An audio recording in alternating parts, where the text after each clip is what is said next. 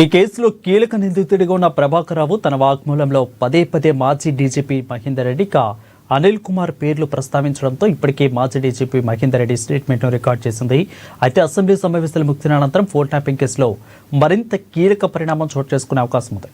ఈ నేపథ్యంలో రాజకీయ నాయకులకు నోటీసులు జారీ చేసేందుకు సిట్ పూర్తి స్థాయిలో రెడీ అవుతున్నట్లు సమాచారం.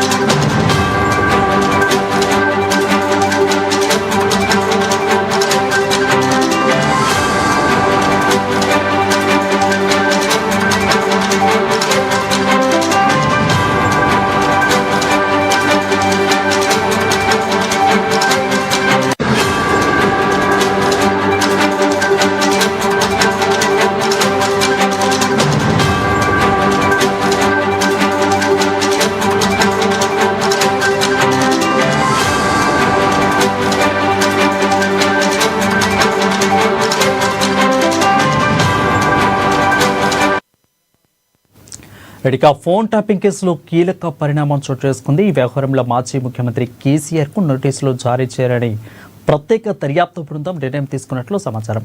ఇక కేసీఆర్తో పాటు మాజీ మంత్రి హరీష్ రావు కూడా నోటీసులు ఇవ్వడానికి అధికారులు సిద్ధమవుతున్నట్లు సమాచారం. ఫోన్ ట్యాపింగ్ ఎవరి కోసం జరిగింది, ఎవరి ఆదేశాల మేరకు జరిగిందనే అంశాలపై సిట్ ప్రధానంగా దృష్టి పెట్టినట్లు తెలుస్తోంది. దీనిపై మరింత సమాచారం అందించేందుకు మా ప్రతినిధి భవిత లైవ్లో సిద్ధంగా ఉన్నారు. భవిత, చెప్పండి, సడన్గా సర్పంచ్ ఎన్నికల తర్వాత తెర మీదకి మళ్ళీ ఫోన్ ట్యాపింగ్ వ్యవహారం అనేది బయటికి తీయడానికి, తెర మీదకి రావడానికి గల కారణాలు ఏంటి? అసలు ఏం జరుగుతుంది ఫోన్ ట్యాపింగ్ మొత్తం మీద?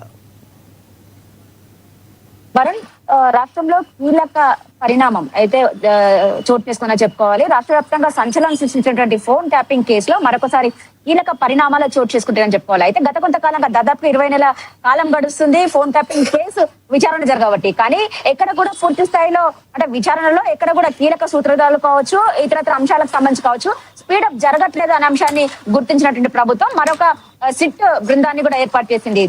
దానికి అనుగుణంగానే అయితే ముందు నుంచి దాదాపు 20 నెలల కాలం నుంచి కూడా ఇప్పటికే చాలా మందిని విచారించారు, కొంతమందిని అరెస్ట్ చేశారు. కానీ అక్కడ వరకే స్టాప్ అయిపోతుందే తప్ప మరింత ముందుకు వెళ్ళట్లేదు అని చెప్పేసి కూడా ఇప్పటికే ప్రభుత్వం గుర్తించడంతో పాటు ఫోన్ ట్యాపింగ్ అంశాన్ని మాత్రం చాలా కీలక అంశం. ఎందుకంటే ప్రతి ఒక్కరు ఫోన్లు ట్యాప్ చేయాల్సినటువంటి అవసరం ఏమొచ్చింది అని చెప్పేసి కూడా ఇప్పటికే ప్రభుత్వంతో పాటు ఇతర రాజకీయవేత్తలు కావచ్చు కూడా ఇప్పటికే ప్రభుత్వం పైన ఒత్తిడి చేసినటువంటి నేపథ్యం కనబడుతుంది. అయితే తాజాగా ఏదైతే సిపి సజ్జనార్ నేతృత్వంలో మరొక సిట్ బృందాన్ని కూడా ఏర్పాటు చేసింది. ఈ సిట్ బృందం ఏర్పాటు అయినప్పటి నుంచి కూడా కొంత ఈ యొక్క దర్యాప్తుని వేగవంతం చేసిందనే చెప్పుకోవాలి. అయితే ముఖ్యంగా ఏదైతే గత ప్రభుత్వంలో ఫోన్ ట్యాపింగ్ కి పాల్పడినటువంటి సూత్రధారులు ఎవరు అనే అంశాన్ని గుర్తించాలి. అంటే ఎవరి ఆదేశాల మేరకు ఫోన్ ట్యాపింగ్ జరిగింది అనే అంశాన్ని గుర్తించడం కోసమే మరొక సిట్ బృందాన్ని ఏర్పాటు చేసింది. అయితే ముఖ్యంగా ఏదైతే గత కొంతకాలంగా జరుగుతున్నటువంటి విచారణలో ఎటు తేల్చలేని పరిస్థితిలో ఆ బృందం ఉందని చెప్పేసి గుర్తించినటువంటి ప్రభుత్వం ఏదైతే అంటే కొన్ని కేసులు ఛేదించడంలో కీలకమైనటువంటి కేసులు ఛేదించడంలో చాలా క్రియాశీలక పాత్ర పోషించడంతో పాటు ప్రత్యేక గుర్తింపు ఉన్నటువంటి సజ్జనార్ తో మరొక సిట్ బృందాన్ని ఏర్పాటు చేసింది. ఇప్పుడు ప్రస్తుతం ఈ సజ్జనార్ తో కూడినటువంటి సిట్ బృందం అయితే విచారణ కొనసాగిస్తూ వచ్చింది. అయితే గత కొంతకాలంగా అయితే ఫస్ట్ కస్టడీలో ఎలాంటి విషయాలు వెల్లడించలేదని చెప్పేసి గుర్తించినటువంటి సిట్ మరొకసారి ప్రభాకర్ రావు అంటే కీలక సూత్రధారులు అంటే కీలకంగా ఉన్నటువంటి కీలక నిందితులుగా ఉన్నటువంటి ఎస్ఐబి చీఫ్ ప్రభాకర్ రావుని ప్రస్తుతం మరొకసారి రెండో విడత కింద విచారిస్తున్నటువంటి నేపథ్యంలో తాజాగా విచారణ జరిగినటువంటి నేపథ్యంలో ప్రభాకర్ రావు మాత్రం కేవలం అంటే మాజీ డీజీపీతో పాటు ఏదైతే ఇతర ఇంటెలిజెన్స్ అధికారులుగా ఉన్నటువంటి అనిల్ పేర్లనే అంటే డీజీపీ మహేందర్ రెడ్డితో పాటు అనిల్ ఆదేశాలతోనే నేను ఏదైతే ఫోన్ ట్యాపింగ్ కి పాల్పడ్డానని చెప్పేసి వీళ్ళిద్దరి పేర్లనే ప్రధానంగా చెప్తున్నటువంటి నేపథ్యంలో ఇప్పటికే వాళ్ళిద్దరిని కూడా విచారించి వాళ్ళ యొక్క స్టేట్మెంట్ ను కూడా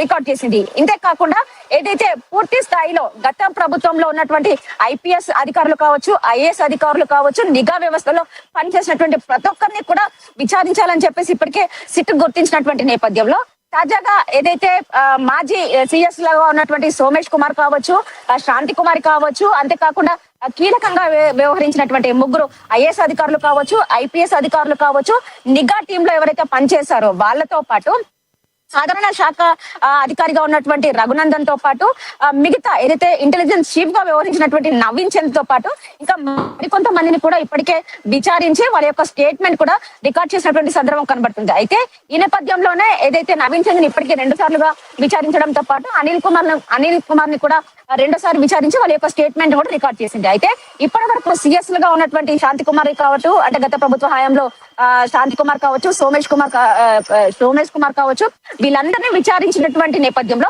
వాళ్ళు చెప్పినటువంటి విషయాలు కొన్ని క్లియర్ గా అర్థమవుతుంది. కేవలం ఎస్ఐబి చీఫ్ గా ఉన్నటువంటి ప్రభాకర్ రావు అప్పుడు అంటే కొన్ని వేల ఫోన్ నెంబర్లు తీసుకొచ్చి ఏదైతే ఫోన్ ట్యాపింగ్ సంబంధించిన అంశంలో ముందుకెళ్లాలని చెప్పారో కేవలం వాళ్ళు చెప్పినటువంటి నేపథ్యంలోనే మేము ముందుకెళ్ళామే తప్ప కానీ అందులో ఉన్నటువంటి వేల ఫోన్ నెంబర్లు ఎవరి అని చెప్పేసి కూడా మేము గుర్తించలేకపోయాము అని చెప్పేసి కూడా వాళ్ళు చెప్పినటువంటి నేపథ్యం కనబడుతుంది.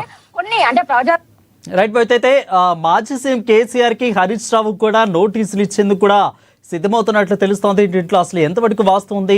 ఇటు పక్క చూసుకున్నట్లయితే అధికారులు అందరూ కూడా చేతులు వేళ్ళన్నీ కూడా వాళ్ళ వైపే చూపిస్తోంది. బట్ ఇక్కడ పూర్తి సమాచారం అయితే రాలేదు. బట్ ఇక్కడ మాత్రం వీళ్ళ పేర్లు అయితే స్పష్టంగా కనిపిస్తూ ఉన్నాయి. వీళ్ళకే నోటీసులు ఇచ్చేందుకు కూడా సిద్ధమవుతున్నట్లు తెలుస్తోంది. ఇట్లా అసలు వాస్తవం ఎంతవరకు ఉంది? ఖచ్చితంగా, ఎందుకంటే గత ప్రభుత్వ హయాంలోనే ఫోన్ ట్యాపింగ్ అంశం అనేది చాలా కీలకమైనటువంటి అంశం. అంటే ఎవరి ప్రమేయం లేకుండా అయితే ఫోన్ ట్యాపింగ్ జరగదు. అయితే ఎవరిని ప్రశ్నించినా కూడా ఇప్పటి వరకు పూర్తి స్థాయిలో విచారణ జరిపినటువంటి వాళ్ళందరినీ చూసినా కూడా కొంతమంది అరెస్టులు అంటే తిరుపతన్న కావచ్చు, భుజంగారావు కావచ్చు, ప్రణీత్ రావు కావచ్చు, ఇట్లా కొంతమందిని విచారించడం, కొంతమందిని అరెస్ట్ చేసి జైల్లో పెట్టడం, ఇలాంటి అంశాలన్నిటిని కూడా మనం చూసినట్లయితే వాళ్ళందరూ కూడా వాళ్ళ పై స్థాయి అధికారులు చెప్తేనే మేము ఫోన్ ట్యాపింగ్ కి పాల్పడ్డామని చెప్పేసి వాళ్ళు చెప్పడము. తర్వాత ఏదైతే ప్రభాకర్ రావు ఇలాంటి చీఫ్ గా అంటే ఎస్ఐబి చీఫ్ గా పనిచేసినటువంటి వీళ్ళు చెప్తున్నటువంటి అంటే గతంలో డీజీపీగా ఉన్నటువంటి మహేందర్ రెడ్డితో పాటు అనిల్ కుమార్ అంటే ఎస్ఐబి చీఫ్ గా పనిచేసినటువంటి వాళ్ళు చెప్పడంతోనే మేము ఫోన్ ట్యాపింగ్ కి పాల్పడ్డాము, అధికారులు చెప్తేనే మా పై అధికారులు చెప్తేనే ఫోన్ ట్యాపింగ్ కి పాల్పడ్డామని చెప్పేసి కూడా వాళ్ళు క్లియర్ గా చెప్తున్నటువంటి నేపథ్యం కనబడుతుంది. అయితే ఇప్పటికే పూర్తి స్థాయిలో గత ప్రభుత్వంలో ఉన్నటువంటి పెద్దల సహకారంతోనే మేము ఫోన్ ట్యాపింగ్ చేశాము, వాళ్ళు చెప్తేనే ఆదేశాల మేరకే ఫోన్ ట్యాపింగ్ చేశాము అని చెప్పేసి కూడా కొంత లీకులు వస్తున్నటువంటి సమయంలో ఈ నేపథ్యంలోనే ఏదైతే ప్రస్తుతం ఈ నెల 29 నుంచి అసెంబ్లీ సమావేశాలు జరగనున్నటువంటి నేపథ్యంలో 3 నుంచి 4 రోజుల పాటు కూడా అసెంబ్లీ సమావేశాలు పూర్తయితే కనుక వచ్చే నెల జనవరి 4 నుంచి 9 మధ్య కాలంలో ఖచ్చితంగా మరొకసారి ఏదైతే గతంలో ఉన్నటువంటి పెద్దల హయాంలోనే మేము ఫోన్ ట్యాపింగ్ చేశామని చెప్పేసినటువంటి పూర్తి స్థాయిలో ఆధారాలు సేకరించిన తర్వాత, ఎందుకంటే ప్రస్తుతం ఏదైతే ఎస్ఐబి చీఫ్ గా వ్యవహరించినటువంటి ప్రభాకర్ రావు యొక్క విచారణ కొనసాగుతూ వస్తుంది. ఈ నెల 25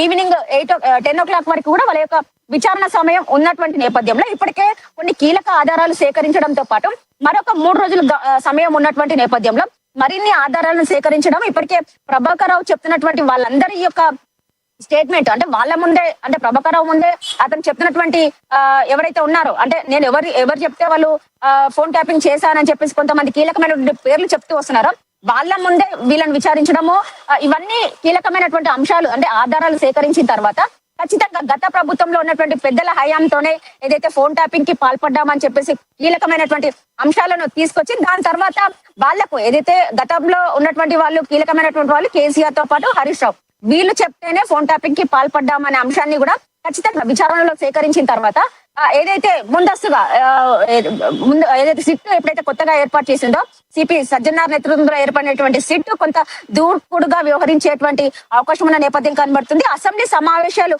పూర్తయిన తర్వాత దాదాపు జనవరి 4th వరకు అసెంబ్లీ సమావేశాలు జరిగే అవకాశం ఉన్న నేపథ్యంలో 4th తర్వాత దాదాపు 5 రోజుల వ్యవధిలో అంటే 9th లోపు పూర్తి స్థాయిలో వాళ్ళకు సిట్ నోటీసులు ఇచ్చి, అంటే ఎందుకు ఫోన్ ట్యాపింగ్ చేపియాల్సి వచ్చింది అనే అంశానికి సంబంధించి కీలక ఆధారాలు ఎవరు చెప్తే చేశారు అనే ఆధారాలు రాబట్టిన తర్వాత అందులో ప్రమేయం ఉన్నటువంటి కేసీఆర్ తో పాటు హరీష్ రావుకి కూడా ఖచ్చితంగా నోటీసులు ఇచ్చే అవకాశం ఉంది అని చెప్పేసి ఇప్పటికే ప్రస్తుతం మనకు అందుతున్నటువంటి సమాచారం. అయితే దీంట్లో భాగంగానే 4th తర్వాత పూర్తి స్థాయిలో కేసీఆర్ కి నోటీసులు ఇస్తారా లేదా అని మాత్రం కొంత వెయిట్ చేయాల్సిన అవసరం ఉన్నప్పటికీ దాదాపు ఎక్కువ శాతం, దాదాపు 90% వరకు కూడా ఖచ్చితంగా కేసీఆర్ చెప్తేనే ఫోన్ ట్యాపింగ్ కి పాల్పడ్డాము. ఎందుకంటే గతంలో ఏదైతే మాజీ సిఎస్ సోమేష్ కుమార్ పనిచేసినప్పుడు అయితే 2019 డిసెంబర్ లో విధులు బాధ్యతలు తీసుకున్నప్పటి నుంచి కూడా 2023 జనవరికి వరకు కూడా వాళ్ళ యొక్క పదవీ కాలం కొనసాగింది. దాని తర్వాత వచ్చినటువంటి శాంతి కుమారి చార్జ్ తీసుకున్న తర్వాత కూడా ఎవరి హయాంలో ఫోన్ ట్యాపింగ్ చేశారనే అంశానికి సంబంధించి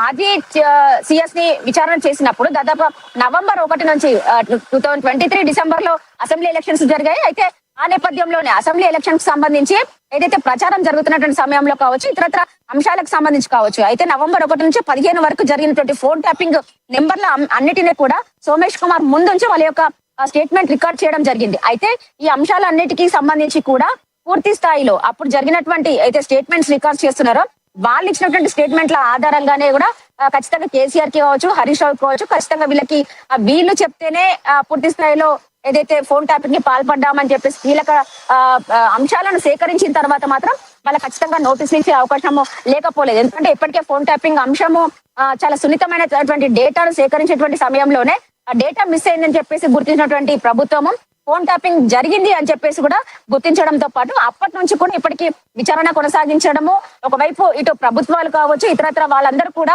ప్రభుత్వం ఏం చేయలేకపోతుంది, కేవలం విచారణలు పిలవడము ఇదే జాప్యం చేసిందే తప్ప కేసులు ఎక్కడ కూడా ముందుకు వెళ్ళడం లేదు అని చెప్పేసి కూడా తీవ్రమైన ఒత్తిడి చేస్తుండటంతో వచ్చే నెల 16న మరొకసారి సుప్రీంకోర్టులో ఈ కేసు పైన విచారణ ఉన్నటువంటి నేపథ్యంలో ఆ 16 లోపే ఖచ్చితంగా ఏదో ఒక కీలకమైనటువంటి అంశాలు అంటే సేకరించడం లేదు, కీలకమైనటువంటి సమాచారాన్ని సేకరించి కోర్టు ముందు ఉంచాలని చెప్పేసి కూడా ఇప్పటికే ఈ ప్రత్యేకంగా ఏర్పాటు చేసినటువంటి సిట్ కూడా భావిస్తున్నటువంటి నేపథ్యంలో ఖచ్చితంగా పూర్తి స్థాయిలో ఒకవేళ కేసీఆర్ కి కనుక హరీష్ రావుకి కనుక సిట్ నోటీస్ ఇవ్వాల్సి వస్తే మాత్రం ఖచ్చితంగా జనవరి 4th తర్వాత ఇచ్చే అవకాశం ఉంది. వాళ్ళకు నోటీసులు ఇచ్చిన తర్వాత వాళ్ళని కూడా వాళ్ళ యొక్క స్టేట్మెంట్ కూడా రికార్డ్ చేసే అవకాశం ఉన్న నేపథ్యం అయితే కనబడుతుంది. Right. Thank you, Bhavita, for the clear updates.